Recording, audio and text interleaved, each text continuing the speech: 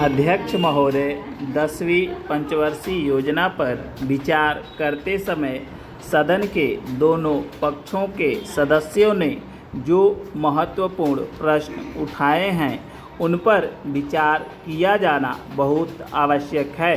अध्यक्ष महोदय, 9वीं पंचवर्षीय योजना का अब अंतिम वर्ष चल रहा है और इस योजना के अंदर जो चीज़ें कही गई हैं ऐसा लगता है कि उसके अंदर परिवर्तन करना कठिन है, बदला भी नहीं जा सकता। पैरा अध्यक्ष महोदय, कुछ चीज़ें की जा सकती हैं, उसके अंदर आज भी कुल कितना खर्च है यह तय नहीं किया गया, केवल कटौती ही निश्चित की गई है।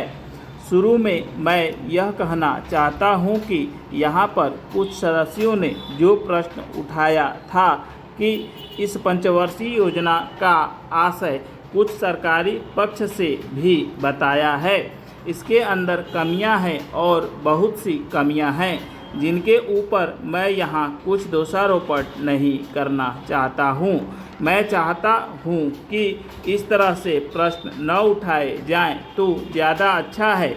यह योजना सरकार ने बनाई है, यह योजना मंत्रिमंडल ने पहले बनाई और अनुमोदन होने के बाद भी इसमें कुछ कमियां रह गई हैं, तो यह कमी रहने का दोष किसके ऊपर है? मैं समझता हूँ सदन के सभी सदस्य इसको जानते हैं। पैरा बहुत से लोगों ने दिल्ली के प्रश्न उठाए जो दिल्ली के साथ अन्याय किया गया है, तो मैं समझता हूँ इस बारे में सब आवाज़ उठाएं। इस बात की आज ज़्यादा ज़रूरत है। मैं यह कहना चाहता हूँ भारत सरकार से, या जिन्होंने ये सारी योजनाएं बनाई उन्होंने वास्तव में यहाँ के साथ बड़ा बुरा किया, यहाँ के साथ अन्याय किया, क्योंकि उन्होंने इस पंचवर्षीय योजना को बनाते समय ध्यान नहीं दिया कि क्या योजना बना रहे हैं, गलत बना रहे हैं या सही बना रहे हैं, इनसे क्या लाभ हानि होगा, इन सब बातों पर उन्होंने विचार नहीं किया। तो मैं समझता हूँ ऐसी परिस्थितियों के अंदर यह बात ठीक नहीं है। ऐसी दशा में यहाँ पर 5 वर्षों में आने वाली योजनाएं बेकार बनकर रह जाएंगी। जो कटौती निश्चित की गई है उसको समाप्त करना चाहिए ताकि दिल्ली को हम अंतर्राष्ट्रीय स्तर का एक आदर्श नगर बना सकें। यह बहुत ही आवश्यक है।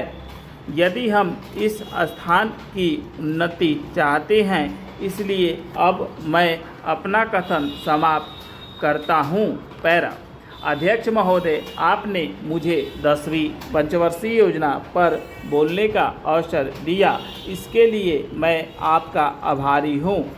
आपने मुझे कम समय दिया, इसके लिए भी आभारी हूँ। अभी मेरे से पूर्व कुछ सदस्यों ने हम पर यह आरोप भी लगाया कि हम योजना में विश्वास नहीं रखते।